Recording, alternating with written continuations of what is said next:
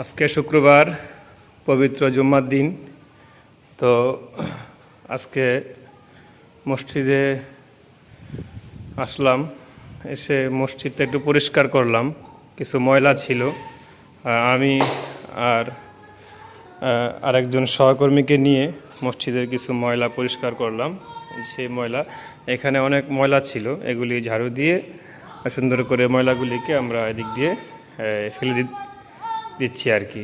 তো কিছুক্ষণ পরে জুম্মার নামাজের জন্য সবাই আস্তে আস্তে মসজিদে আসবে, তাই মসজিদটাকে সুন্দর করে পরিষ্কার পরিচ্ছন্ন করতেছি আর কি। মসজিদের কাজ যদি কেউ করে তাহলে কিন্তু অনেক সওয়াব আছে, কারণ আল্লাহর ঘর, এটাকে পরিষ্কার রাখতে হয়। এটা নিঃস্বার্থে, বিনা স্বার্থে, আল্লাহর জন্য। তো এই মসজিদটা একদম নতুন মসজিদ, তো নতুন মসজিদ নির্মাণ কাজ চলতেছে, এখনও সম্পূর্ণ হয়নি, ঠিক আছে। তো যাই হোক, আমরা আজকে জুম্মার দিন আমরা আজকে মসজিদ পরিষ্কার পরিচ্ছন্ন করলাম।